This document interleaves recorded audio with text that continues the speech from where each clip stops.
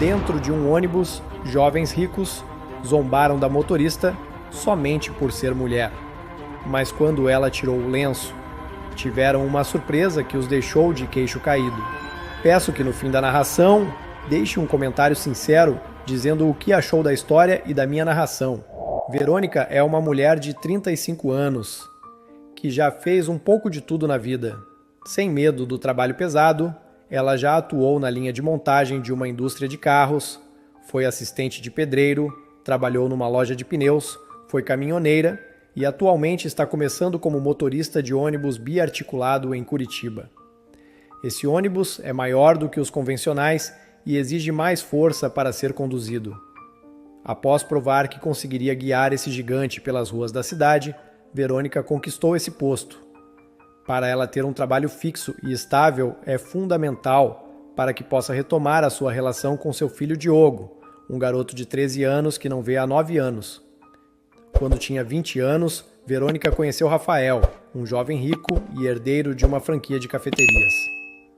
Os dois se apaixonaram e, sem pensar muito, ela aceitou o pedido de casamento.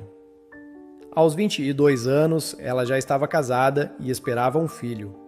Porém, ela nunca foi bem recebida pela família do marido, pois é de origem humilde.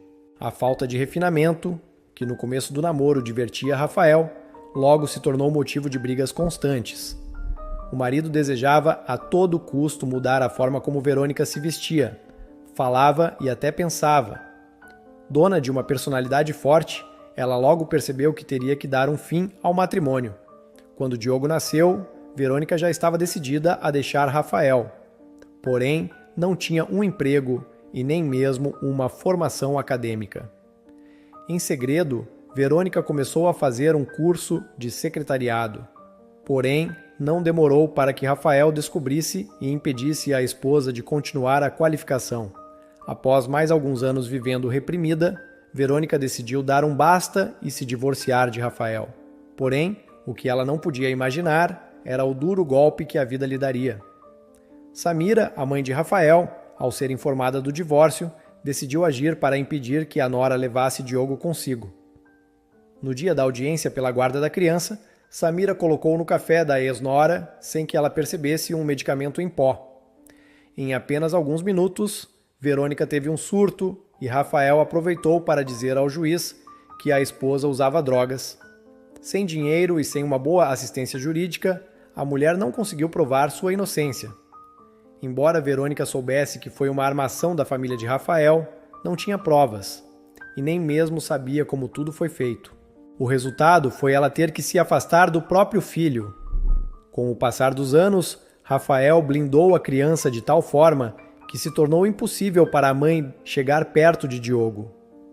Com uma grande dor no coração, Verônica percebeu que a única forma de poder se reaproximar do filho era trabalhar duro para ter boas condições financeiras. Foi assim que Verônica iniciou a sua jornada no mercado de trabalho. Sendo uma mulher forte, emocional e fisicamente, ela percebeu que teria boas oportunidades em vagas menos convencionais. Ela então conseguiu um trabalho na linha de montagem de uma indústria de carros em São José dos Pinhais, região metropolitana de Curitiba. Nesse trabalho, ela ficou apenas 1 ano e meio, pois era muito longe de onde ela morava, e para ter uma chance de retomar sua relação com Diogo, precisaria de um trabalho melhor. Em seguida, ela passou alguns meses se dividindo entre as funções de assistente de pedreiro e vendedora em uma loja de pneus. Uma amiga contou para Verônica que trabalhar como caminhoneira poderia ajudá-la a guardar um bom dinheiro. Então, ela iniciou nessa função e passou anos dirigindo por todo o Brasil. Ela conseguiu juntar dinheiro suficiente para dar entrada em uma casa própria. A partir de então, Verônica passou a focar em ter um trabalho estável e com carteira assinada. Há alguns meses, ela passou no teste para conduzir o ônibus biarticulado e vem se acostumando em fazer sempre o mesmo trajeto. Tendo um bom desempenho no horário da noite, Verônica foi recompensada podendo trocar para o horário da manhã e início da tarde. Para ela, essa troca de horário pareceu bastante positiva, pois agora, boa parte dos passageiros são estudantes indo ou voltando da escola. O barulho e a falação alta desses passageiros na faixa de 10 a 15 anos não incomoda Verônica como incomoda alguns dos seus colegas. Quando vê grupos de adolescentes entrando no ônibus, ela pensa que essas crianças podem conhecer o seu filho. Ela nunca pensa que um dos garotos que embarca no ônibus pode ser o seu filho, porque sabe que Rafael jamais deixaria Diogo entrar em um ônibus. Inclusive, essa é uma das coisas que ela pretende mudar na educação do filho. Todo adolescente deveria saber andar de ônibus e se virar sozinho. Diogo tem 13 anos e cresceu acreditando que sua mãe nunca quis saber dele. O pai e a avó nunca contaram ao garoto das inúmeras vezes que Verônica os acionou na justiça e que eles conseguiram impedi-la de ver o próprio filho por meio de subornos. Apesar da revolta que Diogo sente pela mãe, sempre quis saber como ela era. Todas as fotos de Verônica haviam sido destruídas quando ela resolveu deixar Rafael, segundo a versão da família paterna. Porém, certo dia, Diogo encontrou uma foto de Verônica e Rafael dentro de um livro antigo na estante da biblioteca. A foto que mostrava o casal feliz estava dentro de uma edição de Orgulho e Preconceito, de Jane Austen. Diogo, que embora jovem, sempre gostou de ler, achou graça que essa foto estivesse justamente dentro desse livro. Afinal, ainda que se sentisse desprezado pela mãe, ele imaginava que não foi nada fácil para uma moça humilde se relacionar com um herdeiro rico. Será que foi a mãe quem colocou a foto dentro daquele livro, que conta um romance entre um homem muito rico e orgulhoso e uma jovem modesta? Além dessas reflexões literárias, Diogo se pegou pensando em como sua mãe era bonita, especialmente pelo seu lindo cabelo castanho comprido. O cabelo dela tinha ondas naturais de um jeito muito específico. O garoto reparou nisso, pois o seu próprio cabelo, quando cresce demais, fica com essas ondas. Ele acha bonito o caimento dos fios nessa textura, mas a avó corre o talão para cortar. Pode ser um reflexo para evitar que ele se pareça com a mãe, porém, se for isso, é um trabalho inútil. Além das ondas involuntárias no cabelo, o garoto tem o mesmo olhar e o nariz de Verônica. Essas percepções só foram possíveis porque Diogo encontrou aquela foto esquecida dentro do livro. Sabendo que ninguém entenderia porque ele quer guardar uma foto da mulher que o abandonou, Diogo decidiu que aquele seria o seu segredo. Ninguém jamais saberia que ele tinha aquela foto. O garoto estuda em uma das escolas particulares mais conceituadas e caras da capital paranaense. Todos os dias, Tobias, o motorista da família, leva e vai buscar o garoto na escola. Muitos dos colegas de Diogo também vão para a escola com um motorista particular ou com os pais. No entanto, há uma pequena parcela de estudantes que vão de ônibus para a escola. Alguns desses estudantes entendem que seus pais querem torná-los mais independentes. Porém, outros, como Gabriel, não gostam nada disso. O garoto de 13 anos, que é amigo de Diogo, detesta a sua ideia de ter que ir e voltar para casa pegando um ônibus biarticulado. Por ser de uma família rica, Gabriel acredita que a obrigação de seus pais era levá-lo confortavelmente até o portão da escola. Irritado com o fato de ter que andar de transporte público, não é incomum que Gabriel seja grosseiro com os outros passageiros. Desde que contou para Diogo que vai de ônibus para a escola, Gabriel ouve do colega que o seu sonho é poder fazer o trajeto dessa forma independente. Cansado de ouvir do colega que deve ser incrível pegar ônibus, Gabriel teve uma ideia para driblar Rafael, o pai do amigo. Basicamente, Gabriel instruiu Diogo a dizer para o pai que precisaria ir para a casa de Gabriel após o horário da escola para fazer um trabalho. Ao ser questionado por Rafael sobre como eles irão até a casa de Gabriel, Diogo deve responder que o motorista da família do colega vai buscá-lo todos os dias. Assim, Diogo poderá pegar o primeiro ônibus da sua vida junto com Gabriel. Ele garantiu para Diogo que basta andar uma vez de biarticulado para agradecer de joelhos por seu pai ser tão generoso em lhe ceder um motorista. Outros colegas da escola ficaram sabendo sobre o plano de Diogo e Gabriel e decidiram aderir. Para esses garotos ricos, andar de ônibus é quase uma aventura, algo que farão como uma brincadeira para sair do tédio. O que começou como uma brincadeira entre dois amigos se tornou praticamente uma excursão. Walter e João Henrique, também de 13 anos, decidiram que vão mentir da mesma forma para seus pais e pegar o biarticulado com Gabriel. Todos os meninos mentiram da mesma forma para seus pais, que acreditaram que o motorista da família de Gabriel os levará para a casa do colega. Assim, os meninos só precisam ser buscados por seus motoristas na casa dos colegas. No dia combinado, os garotos saíram animados da escola rumo à estação Tubo, em que embarcariam pela primeira vez em um ônibus biarticulado. Gabriel continuava sem acreditar em como os colegas podiam ser bobos em ficar encantados com algo tão absurdo e desconfortável. Mas se era isso que eles queriam, então seria isso o que teriam. Apenas Gabriel tinha um cartão de transporte. Os outros 3 meninos pagaram a passagem em dinheiro para o cobrador, que precisou dar conta de troco para notas de R$20 para os 3 meninos. Gabriel não conseguiu segurar o riso de deboche ao ver que o funcionário ficou sem troco para os próximos passageiros. Quando o ônibus parou na estação Tubo, Gabriel fez uma reverência, como que abrindo o caminho para os colegas. Eles embarcaram na porta 3, ao todo o ônibus tem 5.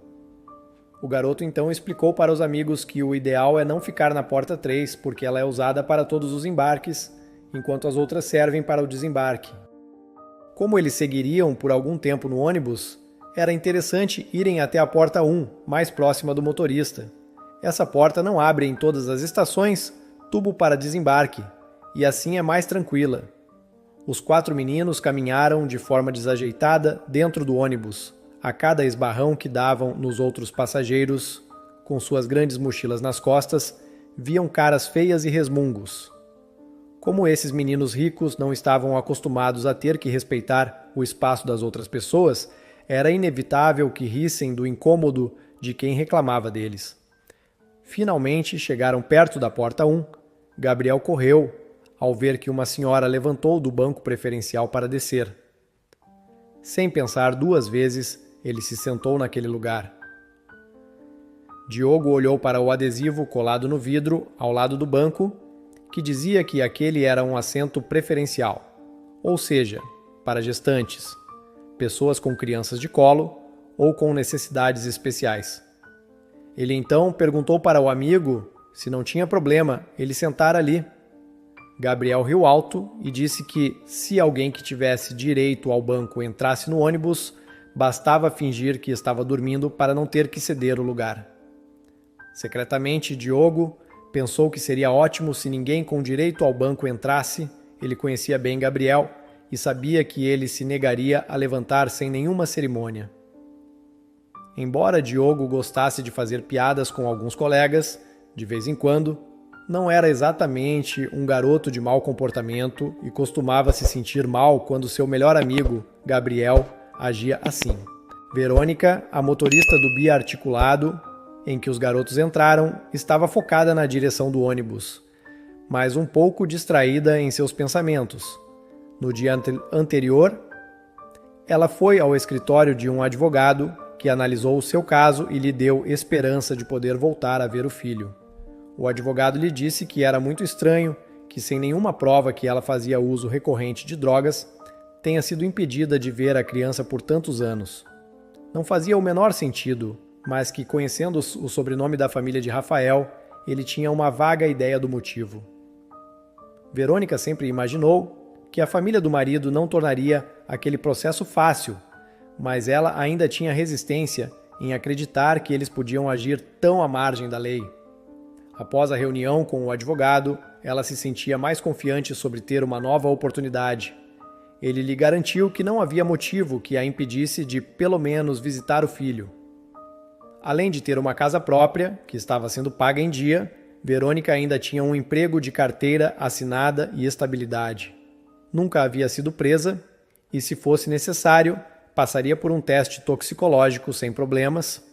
Ao longo do trajeto, Verônica repassou mentalmente tudo o que o advogado lhe disse na tarde anterior e demorou para ela perceber que havia 4 garotos rindo e apontando para ela. Assim que prestou atenção ao menino que estava sentado no banco preferencial, ela entendeu que eles riam muito do seu lenço na cabeça. Verônica, apesar de ter trabalhado em diversas funções pesadas, sempre gostou de manter o cabelo longo. Contudo, em algumas atividades, as madeixas onduladas podiam ser um grande problema. Para evitar que o cabelo a atrapalhasse, ela passou a usar um lenço. Já aconteceu 2 ou 3 vezes de as pessoas rirem, porque ela usava lenços estampados para prender o cabelo. Ela nunca ligou para esse tipo de provocação. Porém, ela percebeu que o menino desagradável do banco preferencial agora dizia para os colegas que eles não terminariam a viagem de ônibus. Afinal, com uma mulher dirigindo, certamente estavam correndo risco. Outro menino, que estava em pé e pareceu estranhamente familiar para Verônica, riu dizendo que provavelmente a motorista era uma mulher sem marido. Pois que marido deixaria a sua esposa dirigindo um ônibus daquele tamanho com aquele lenço ridículo na cabeça? Sem entender por quê, Verônica sentiu quase como um tapa as palavras daquele garoto que lhe parecia familiar e estava em pé. Os outros 3 riam e apontavam para ela, que via tudo pelo espelho retrovisor, mas ela não se importava. Quando aquele menino especificamente falava algo desagradável, ela ficava mal. Verônica tinha vontade de parar o ônibus, se levantar e gritar com aqueles meninos. Porém, ela se lembrou porque precisava daquele emprego, ter uma chance de poder voltar a conviver com seu filho. Dessa forma, ela decidiu que iria ignorar aquelas provocações. Sair do sério e chamar a atenção de crianças mimadas poderia lhe custar o emprego e um futuro com seu menino. Os garotos continuaram fazendo piadas e as provocações foram se tornando mais agressivas. Gabriel continuava sentado no banco preferencial e parecia falar cada vez mais alto para que Verônica ouvisse o que ele dizia. Ela respirava fundo e estava decidida a deixar passar para evitar problemas. Contudo, as coisas mudaram quando uma moça de uns 25 anos grávida entrou no ônibus. O ônibus estava relativamente cheio e a mulher, que já estava de quase 9 meses, procurava desesperadamente um lugar para se sentar. Mesmo com uma barriga enorme, ela parecia não ser vista por ninguém dentro do biarticulado. Ao avistar a mulher grávida, caminhando pelo ônibus no retrovisor, Verônica tentou dirigir o mais devagar possível. Ela imaginou que logo alguém teria o bom senso de ceder o lugar para a gestante. Porém, isso não aconteceu, e a mulher continuou caminhando até se aproximar dos garotos perto da porta 1. Provavelmente, a moça pensou que o garoto sentado no banco preferencial se levantaria para que ela pudesse ocupar o lugar, que no fim das contas era dela por direito naquele ônibus. Porém, mesmo a moça se segurando com grande dificuldade, o menino, que até aquele momento debochava da motorista, parecia não ter a mínima intenção de levantar. Observando aquela cena, outra gestante, que estava sentada em outro banco preferencial, se levantou e chamou a moça para se sentar. Quando viu pelo retrovisor aquela cena, Verônica soube que havia chegado o momento de intervir.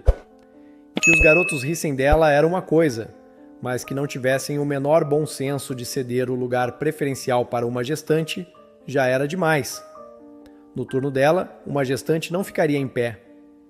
Gabriel olhava de canto de olho para a moça, que se levantou para que a grávida que tinha acabado de entrar se sentasse e, ao perceber que ela também tinha barriga de grávida, apesar de menor, começou a fingir que estava dormindo.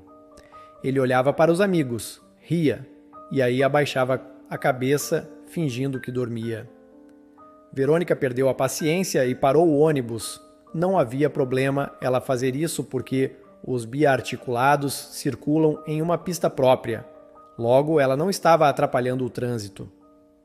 O ônibus do horário seguinte tinha uma diferença de 15 minutos para o dela, e Verônica acreditava que resolveria aquela bagunça em menos de 5. Ela se levantou do banco de motorista e, decidida, se virou para os passageiros, mas olhando especificamente para o grupo de garotos. Então Verônica anunciou que aquele ônibus só seguiria quando todas as gestantes estivessem devidamente sentadas. A moça, que devia estar grávida de uns 5 meses e que havia cedido seu lugar para outra gestante, tentou dizer que não tinha problema em ficar em pé, mas Verônica lhe disse que já havia estado grávida e sabia perfeitamente que uma mulher nessas condições não pode ficar em pé em um ônibus. Gabriel começou a rir de forma ainda mais debochada e então Verônica o olhou ainda mais nervosa e perguntou o que era tão engraçado. O menino disse que era difícil imaginar uma mulher tão masculina quanto ela grávida, como teria nascido esse filho. Os 4 garotos riram, inclusive Diogo, que não podia imaginar o quanto aquele encontro podia mudar a sua vida. Aquele era o ponto fraco de Verônica, falar sobre o seu filho há tanto tempo perdido. Ela então começou a perder a calma e, de forma dura, disse a Gabriel que ele estava sentado em um banco preferencial e deveria se levantar para que a gestante se sentasse. Diante dessa confusão, um homem que estava sentado em um banco comum se levantou e disse que a moça grávida poderia se sentar ali. Mas Verônica estava decidida a tirar aquele menino arrogante do banco preferencial e disse que a gestante deveria se sentar no seu lugar de direito. Diogo então respondeu para a motorista que Gabriel não era obrigado a se levantar e que, se outra pessoa ofereceu o lugar, ela deveria ficar quieta e voltar para sua função. Mesmo ela recebendo pouco pelo trabalho, tinha a obrigação de cumprir seus horários e de não incomodar os passageiros. Além disso, talvez ela não tivesse notado, mas eles estudavam numa escola de elite, ou seja, todos ali eram ricos e poderiam fazer com que ela fosse demitida em um piscar de olhos. Verônica, então, respondeu àquele menino insolente que a escola podia até ser de elite, mas que estava fazendo um péssimo trabalho, pois ele era muito mal educado. Ela continuou dizendo que aquele comportamento completamente sem educação não era responsabilidade apenas da escola, mas também da família deles. Certamente, eles todos tinham pais e mães snobs que não tinham a menor noção da realidade, e assim criaram crianças desagradáveis e insolentes. Diogo quis retrucar, mas o som estridente de sua voz irritada foi abafado pelas palmas que os outros passageiros passaram a bater para Verônica. Aos poucos, os outros passageiros passaram a gritar que Gabriel devia se levantar e deixar a moça grávida se sentar no banco que era dela por direito. Os meninos perceberam que estavam em minoria e que os outros passageiros concordavam com a abordagem de Verônica. Quando um dos passageiros começou a filmar e disse que entraria em contato com a escola para reclamar deles, Diogo disse para Gabriel se levantar. Era melhor parar de causar polêmica no transporte coletivo. João Henrique e Walter, que até aquele momento estavam apoiando que Gabriel não cedesse o lugar, passaram a dizer que ele deveria deixar a grávida se sentar. Os 3 garotos, que estavam viajando de ônibus escondido dos pais, tinham medo que realmente a escola fosse contatada e isso chegasse aos ouvidos dos seus responsáveis. A contragosto, Gabriel decidiu levantar. Assim que a gestante estava instalada no banco preferencial, Verônica deu as costas para os passageiros e começou a caminhar para o seu banco de motorista. Porém, num impulso, Gabriel avançou sobre a mulher, que foi surpreendida pelo ataque, pois não viu a movimentação. Verônica é uma mulher alta, tem 1,80 m. O menino, que tem 1,74 m, tentou derrubá-la, mas não conseguiu. Porém, ele puxou o lenço que segurava os cabelos de Verônica. Ao fazer isso, as longas madeixas onduladas dela caíram sobre as suas costas. Gabriel ficou em choque, pois imaginou que aquela mulher deveria ter um cabelo mal cuidado ou ter a cabeça raspada para usar lenço. Verônica ainda estava sem acreditar quando percebeu que aquele adolescente havia tentado agredi-la.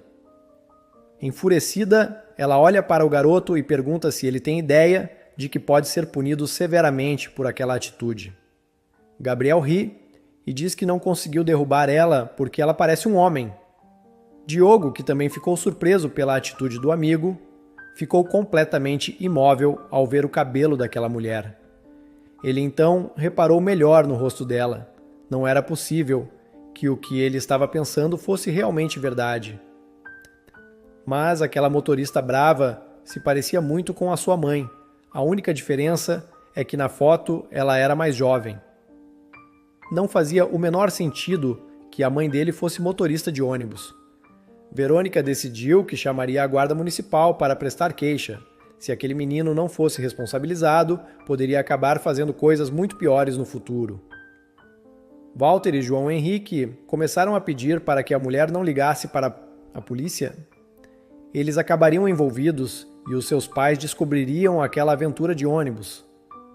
Desesperados, eles olharam para Diogo, que estava imóvel, e acreditaram que aquilo se devia ao medo de ser descoberto pelo pai no ônibus. Eles não podiam nem imaginar que, na verdade, o menino estava tentando assimilar que talvez aquela mulher que conduzia o ônibus fosse a sua mãe que o abandonou. Os amigos acreditavam que a mãe de Diogo havia falecido. Essa foi a orientação que sua avó lhe deu. Assim, ninguém teria pena dele na escola por ter sido abandonado. Diogo estava tentando pensar em como perguntar para a mulher se era a sua mãe. Embora já soubesse a resposta, a semelhança dela com a foto não podia significar outra coisa. Verônica ligou para a guarda municipal e disse que gostaria de fazer uma denúncia de agressão. Ela então passou o nome completo dela por telefone para a pessoa que estava do outro lado da linha. Essa era a informação que faltava para que Diogo tivesse certeza de que aquela era realmente sua mãe. O garoto precisava de respostas e não se importava mais se os amigos da escola saberiam que ele foi abandonado e que sua mãe era motorista de ônibus. Com lágrimas nos olhos e olhando fixamente para Verônica, Diogo caminhou na direção dela. Inicialmente, ela pensou que seria agredida por mais um adolescente. Porém, logo Verônica percebeu que tinha algo diferente no olhar daquele menino. A motorista do ônibus começou a perceber que ele parecia familiar porque se parecia com ela, mas isso não podia significar o que ela estava imaginando. Era impossível que aquele garoto que a enfrentou para defender o amigo mimado fosse seu filho tão doce e amado. Diogo tinha a impressão de que todas as pessoas em volta haviam sumido e que só havia ele e Verônica naquele ônibus. Decidido, ele chegou bem perto daquela mulher e lhe perguntou sem fazer rodeios: "Por que você me abandonou?" Verônica não tinha mais dúvidas. Realmente aquele menino era o seu filho. O destino gostava de brincar com as pessoas. Ninguém mais entendia o que estava acontecendo. Verônica não pôde conter o choro. Finalmente, depois de tantos anos, ela estava diante do seu filho. Não importava o que havia acontecido durante a viagem de ônibus. Mais uma vez, ele olhou fundo nos olhos de Verônica e lhe perguntou: "Afinal de contas, por que você me abandonou? Eu não era um bom filho? Você nunca me amou?" Foi somente então que Verônica se deu conta de que Rafael e Samira devem ter contado mentiras para o menino para explicar a sua ausência. Chorando ainda mais por esse golpe, Verônica respondeu para o filho: "Eu nunca te abandonei, meu menino, desde que tiraram você de mim. Não houve um só dia em que eu não pensasse em uma forma de ter você de novo na minha vida." Verônica abriu os braços para receber o seu tão amado menino. Diogo estava em uma difícil batalha interna. Tudo o que ele quis a vida toda foi ter uma chance de conhecer sua mãe. Porém, agora ele não sabia se acreditava que ela realmente não o tinha abandonado. Foram anos ouvindo de sua avó, a figura mais próxima de uma mãe que ele tinha, e de seu pai que Verônica o havia abandonado porque nunca quis ser mãe. Como acreditar que aquilo não era verdade? Diogo estava confuso e as outras pessoas do ônibus também. Gabriel perguntou para o amigo: que história era aquela que a motorista que parecia um homem era a mãe dele? Diogo, que estava quase em transe, olhou para o amigo e, muito nervoso, disse que, se ele se referisse daquela forma desrespeitosa à sua mãe, novamente ele partiria para cima dele. Verônica, apesar de ser contra a violência, ficou orgulhosa de ver seu filho pronto para defendê-la daquele outro menino que era uma péssima influência. Nesse momento, uma viatura da guarda municipal parou próxima ao ônibus. Os policiais então entraram e foram diretamente até Verônica para saber o que estava acontecendo. Foi agredida por Gabriel e o menino então perguntou por que ela não contava que havia discutido também com Diogo. Verônica respondeu que, apesar de realmente ter discutido com Diogo e ter se sentido incomodada com o comportamento dos outros dois meninos, nenhum deles tentou agredi-la. Então, o único que deveria ser responsabilizado era Gabriel. Walter e João Henrique respiraram aliviados. Diogo ainda estava focado em entender a situação curiosa que estava acontecendo. Gabriel foi levado pelos guardas municipais que lhe disseram que ligariam para seus pais irem buscá-lo. O garoto deveria se preparar. pois haveria algum tipo de medida. Mesmo sendo menor de idade, ele responderia de alguma maneira pela agressão ao motorista. Verônica olhou para Diogo e lhe disse que precisava levar o ônibus até o terminal, mas que, quando chegasse lá, o seu turno acabaria. O garoto respondeu que ficaria no ônibus até ela estar liberada. Eles precisavam conversar. Os outros 2 garotos estavam nervosos, pensando em como fariam para voltar para casa sem que os pais descobrissem aquela aventura no biarticulado. Diogo não estava preocupado com mais nada, só conseguia pensar em tudo o que queria perguntar para Verônica.